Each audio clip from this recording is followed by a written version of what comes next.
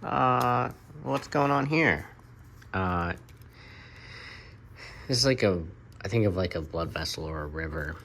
You got stuff flowing through it.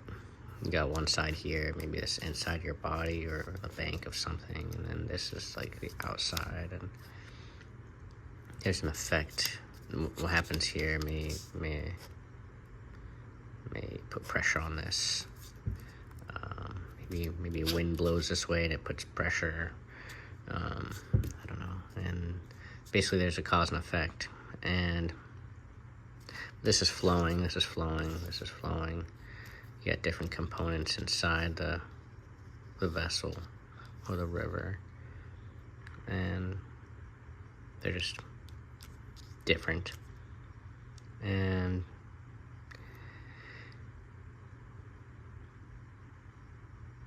there can be a lack of flow. If things get cluttered in here, it can create a clot or a dam. But also, this is a closed system. It's imagine it connects one onto the other, and it's just continuously flowing in a closed loop. So there's a repetition to it, back and forth, flowing, always going. And if the cause and effect isn't considered, like, stuff builds up over time. And anyway, you don't recognize it maybe until much time has passed. And that's just a, observation. The meaning of it is what you make of it. Objectively, it's like there's no meaning to it. You may think, well, if there's no meaning to it, there's a sort of suffering to that. Like, why? There's no meaning to it? That's intolerable. It's unacceptable. How can that, like, if there's no meaning to it, why bother? Why bother? What makes somebody put meaning to something?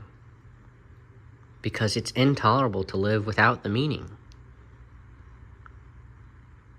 You want to give up. Why bother? So you spend time finding meaning in things that create a beautiful picture for yourself in the experience that you're having. But it is just a thing that you're projecting onto it. The meaning that you find it's a perception that you have, that you practice with repetition over and over again. What you focus on, the way you see things, is a repetition, and that creates this picture and this meaning in the way that you see things. But you can find so much meaning in something that you forget about the suffering. And there's a caveat there, that if you forgot, if you focus so much that you have discovered the meaning, you've discovered the meaning of life. The caveat is, no, you've discovered the meaning of your life. That's what creates meaning for your life. But remember that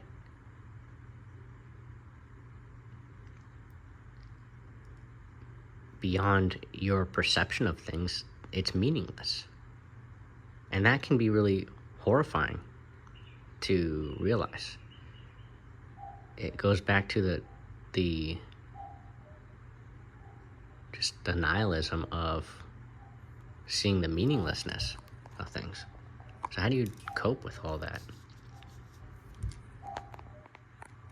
well, that's an individual journey, but it doesn't have to be meaningless. You can see the meaning in it. What becomes difficult is when other people don't see the meaning that you see. It feels very lonely. But you can't, everyone's going to have their own process with this. And maybe for you, it is meaningful to learn about other people's, what they find to be meaningful. And that creates more depth and beauty in your perception. Because things occur to you, things that wouldn't have occurred to you occur to somebody else. And when they share that, it creates a bigger picture for you.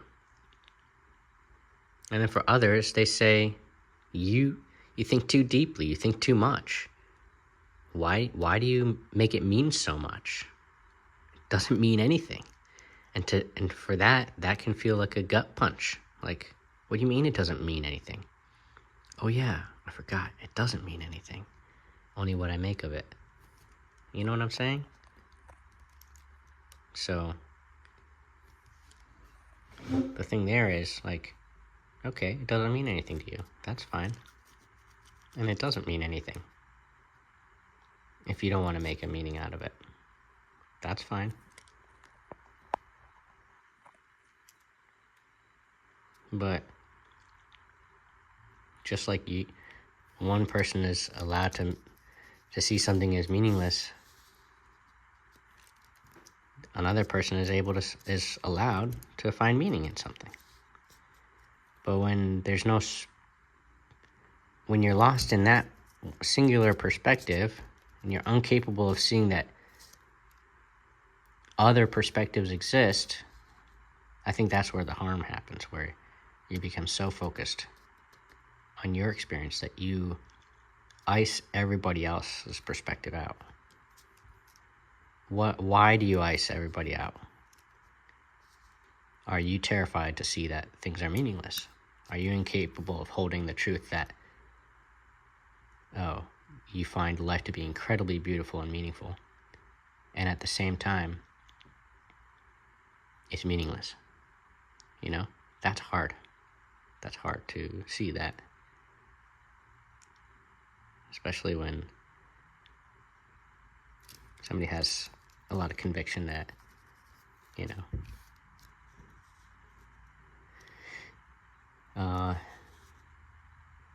that there's a contradiction to your perspective on that. They are so convinced that their way is the only way that you start to doubt your conviction that there are multiple ways. You know what I'm saying?